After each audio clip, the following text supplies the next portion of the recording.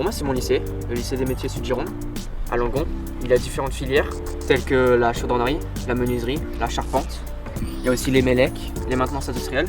Et moi, ce qui m'intéresse aujourd'hui, c'est les métalliers, les CAP métalliers. C'est ma filière, je m'appelle Lucas. Allez, suivez-moi.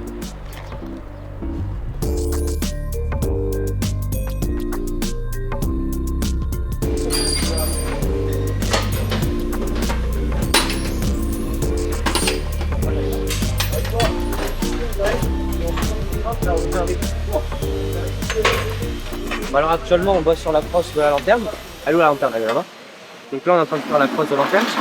Donc là elle est cintrée, elle est cintrée, elle est prête. On a la lanterne qui va venir là, on va l'accrocher, on va la visser. On va essayer de faire quelque chose de propre. Puis on va rajouter la volute qui va venir, donc celle-là, qui va venir en bout comme ça. Et ensuite du coup on a les différentes accroches au mur qui vont venir, qu'on a préparé pour les clients. On va ensuite les souder à une queue de poisson. On va venir placer à différents endroits, une là, une là. Et ensuite ça va être vissé contre le mur du bâtiment des clients. Donc des queues de poisson qui ont été forgées et découpées par d'autres élèves.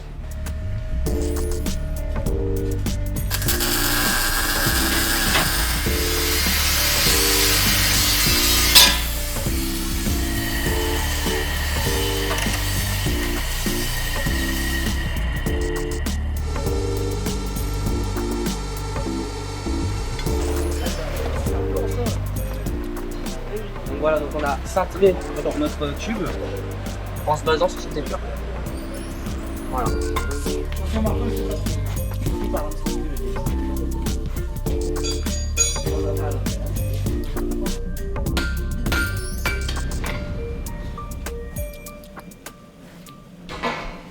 Ça m'énerve.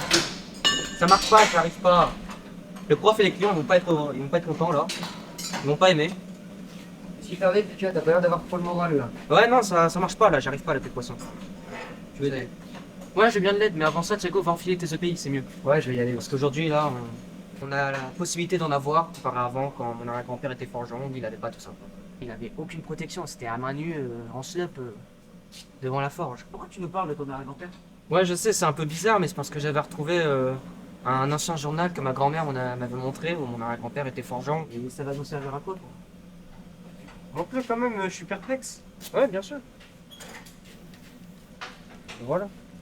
Et tu vas le faire bientôt avec ce bout de papier moisi là? Bonjour Lucas. Enfin tu me dis poussière. Je vois que tu perpétues l'héritage familial. Aurais-tu besoin de mon aide, mon cher arrière-petit-fils? C'est quoi ça? C'est trop bizarre. Oui Lucas, oui, c'est moi. Je suis ton arrière-grand-père. Le temps est figé. Tout est suspendu, il n'y a que toi qui m'écoutes. Sache que pour trouver une solution, tu dois partir à la recherche du geste parfait. Le geste parfait? Mais où est-ce que je dois trouver ça? Où? Comment y arriver? Le geste, mon petit-fils, le geste c'est le Graal. C'est plus qu'un mouvement.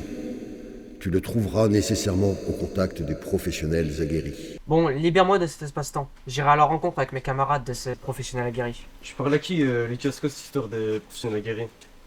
C'est juste la solution à nos problèmes. On ira voir des professionnels pour pouvoir réussir à faire notre queue de poisson. D'ailleurs, Lucas, je connais l'entreprise Hero qui se situe à Sauveterre de Guyenne. Là-bas, c'est des pros, ils pourront te donner des conseils pour trouver le geste parfait. D'accord, bonne idée ça. Et moi, Lucas, je connais l'entreprise à Verdonnet, Atelier Saint-Pierre, Ferron-Rivard. Et c'est monsieur Monestier qui gère l'entreprise.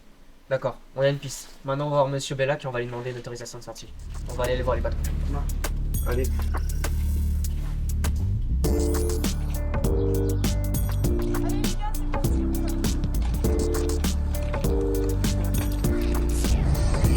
Direction Verdonnet, c'est ça? Ouais, je te dis, regarde. Bonjour. Bonjour.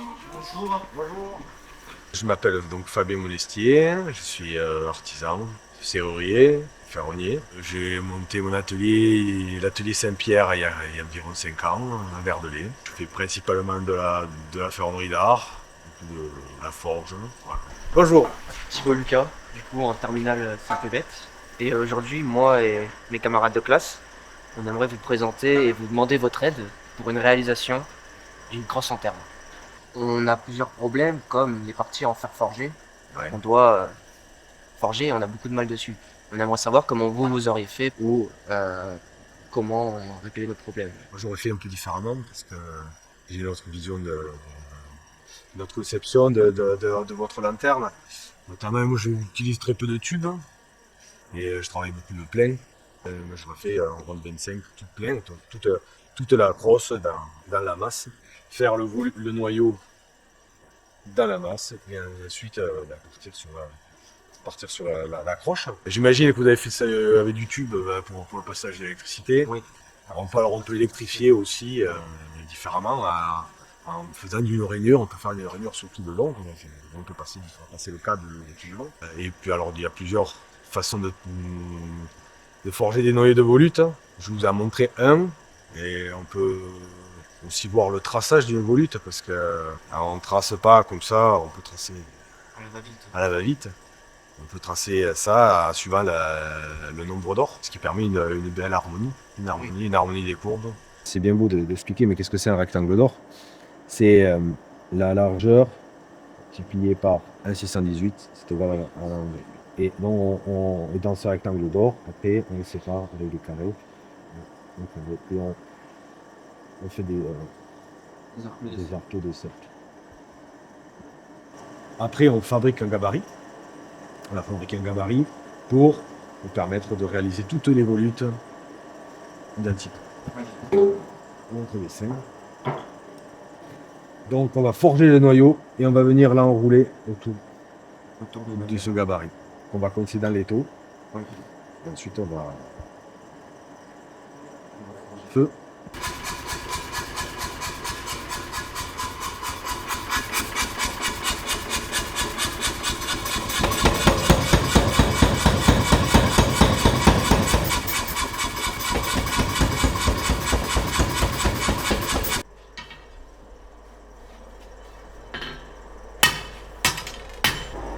Et du coup, dites-moi, pour la base, pour avoir tout ça, vous avez fait les formations pendant combien d'années? Je me suis formé chez les compagnons de devoir. Ensuite, j'ai fait un bout de Tour de France avec les compagnons de devoir. Et ça fait une vingtaine d'années que j'essaie de pratiquer. D'accord. Voilà. C'est un geste qui s'apprend tous les jours. C'est le savoir-faire de nos anciens. Un geste qu'on a appris et qu'on essaie de transmettre. Voilà, de génération en génération. C'est ce qui m'a encouragé à monter mon entreprise. La volonté de travailler tout seul. La liberté de faire ce que je veux comme travail. Et notamment de proposer aux gens du travail forgé. J'avais un BTS en productique, dans tout ce qui est usinage. Et après j'ai bifurqué pour refaire un CAP en serrerie. L'industrie me branchait pas beaucoup. C'était plus faire un métier artisanal, avoir un contact aussi avec les clients. Ce qui m'a poussé aussi à faire mon entreprise, c'était ça. Parce qu'avec le voyage, j'ai vu plein de choses. Et j'aime bien le dessin et la création de nouvelles pièces, de s'inspirer de ce que j'ai vu à droite, partout un peu en France et même à l'étranger. Et de le faire à ma sauce. Voilà. Et on va venir voir, on va présenter petit à petit sur le gabarit. Vous l'avez? Le geste parfait? Ah, vous l'avez peut-être vu un peu, mais bon, il va falloir le travailler. On a visité le geste parfait. Il y a un dicton qui dit que c'est en forgeant qu'on devient forgeron. Oui. Donc c'est pas pour rien qu'on dit ça, c'est-à-dire qu'il faut répéter sans cesse. C'est d'expérience. Voilà, il y a l'expérience qui entre en jeu. Bon, après, c'est la passion aussi, c'est la passion du métier est très importante. C'est dur, c'est un métier qui est physique, qui est sale, et qui est bruyant, mais voilà, c'est un régal. faire ça, tout ça. Il fait chaud l'été, il fait froid l'hiver, normal. Mais voilà, après, il y a la satisfaction dans les ouvrages que tu fais. Tu vas prendre la bolide et tu vas la mettre en place. Tu vas la mettre en place et moi je vais venir avec la griffe pour t'accompagner dans le geste. Voilà. Vas-y. Comment ils travaillaient à l'époque? Ils n'avaient pas le marteau pilon. Hein. Oui. Ils n'avaient pas le marteau pilon, ils n'avaient pas l'électricité, ils n'avaient pas la forge, le ventilateur.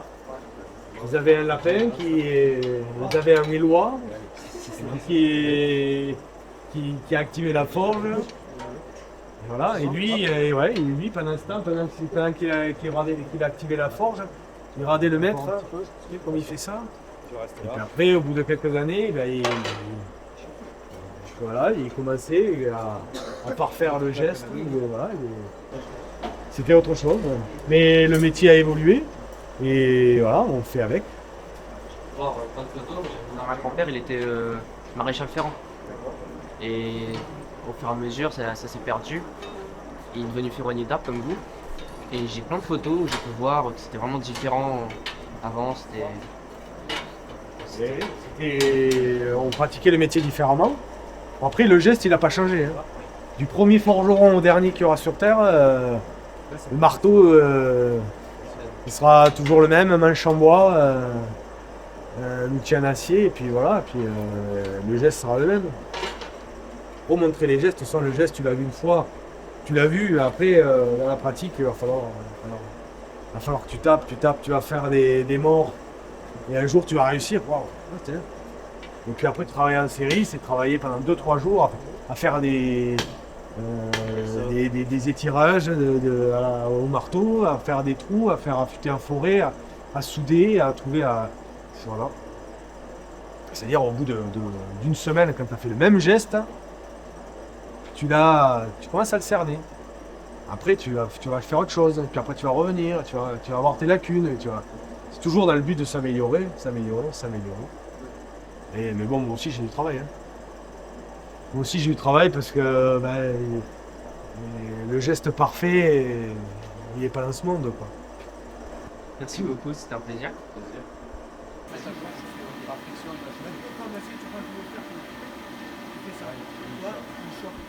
Bonjour, Enzo Vismara du CAP, en CAP métallerie au lycée des métiers. Et vous, qui êtes-vous? Alors moi je m'appelle Willy Chaussard, Émile Boucher, on travaille à la ferronnerie Hérault, basée à Sauveterre de Guyenne. Depuis maintenant 2 ans et on est en formation en brevet des métiers d'art au CFA BTP 24 de Périgueux. D'accord, et au niveau de votre formation, vous avez fait quoi? Alors j'ai d'abord fait un CAP serrurier métallier chez les Compagnons du Devoir en 2 ans. Ensuite je suis parti des Compagnons, je suis allé dans un CFA public, j'ai fait un CAP ferronnier d'art. J'ai passé le titre d'un des meilleurs apprentis de France. Et ensuite, j'ai continué sur le diplôme de brevet des métiers d'art, qui est en 3 ans, au CFA Périgueux. Au départ, j'étais attiré par la coutellerie. J'étais attiré par les couteaux. Et de fil en aiguille, je me suis retrouvé à découvrir la ferronnerie, le travail de forge. Ça m'a attiré. J'ai fait des formations et au final, c'est devenu un métier passion.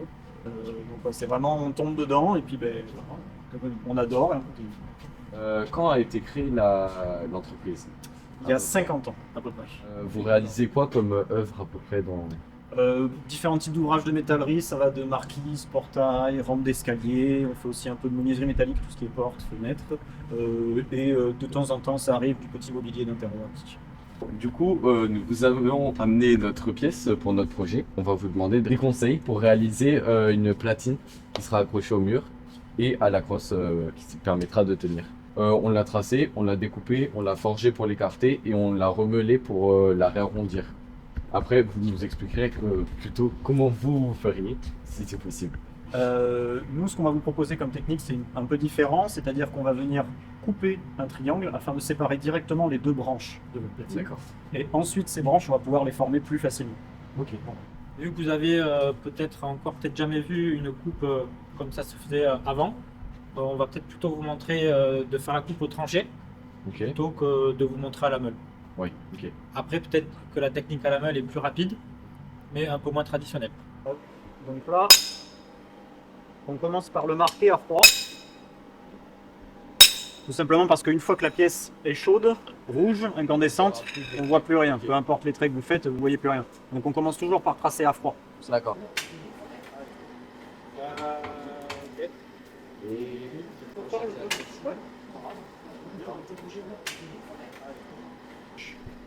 En même temps. Vas-y. Là.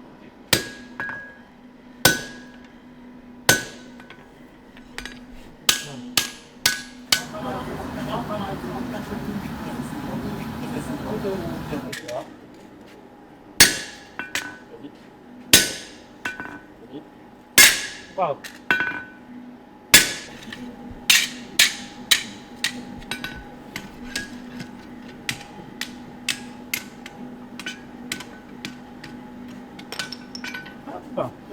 Ouais, là, c'est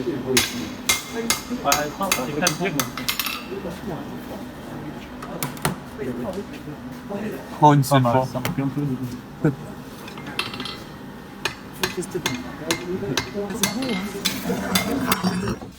Ouais, ça donne peu de résultats. C'est presque ça, ouais. Et oui, mais c'est pour ça qu'on est là, non? Est-ce que vous avez repéré à la fin les opérations de finition où avec sa pièce, il s'arrangeait avec sa bicorne, il est tourné dans tous les sens pour pouvoir taper un petit coup là, un petit coup là, un petit coup là. C'est à l'œil. On dit souvent le dernier des juges, c'est l'œil. C'est-à-dire que vous allez toujours à la fin vous poser quelque chose chez un client, il faut que l'œil soit satisfait. Si l'œil n'est pas satisfait, si votre œil n'est pas satisfait, le client il ne le sera pas non plus.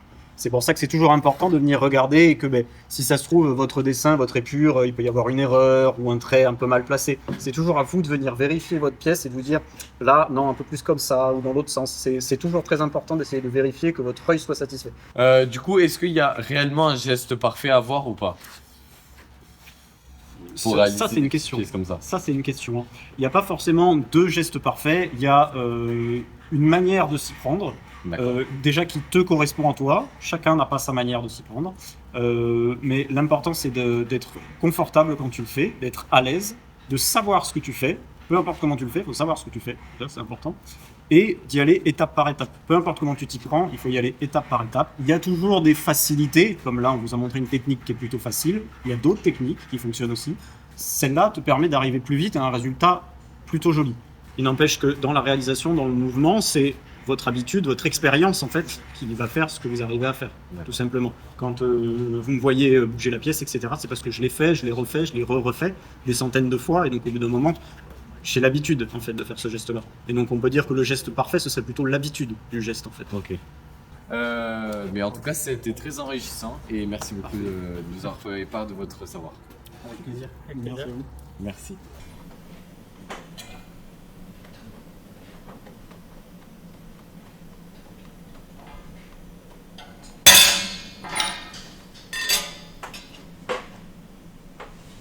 Voilà.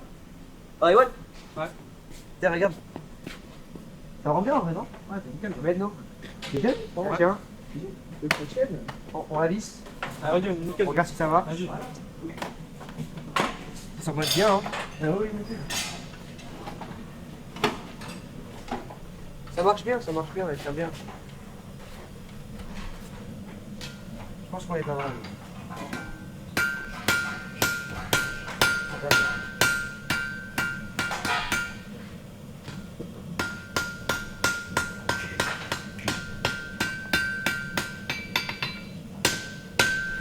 Très bien. Ah, elle est pas mal. Ouais, elle est très bien. Tu vois, Lucas, toi et tes camarades, vous étiez à la recherche du geste parfait. Mais vous avez compris que ce geste parfait n'existait pas.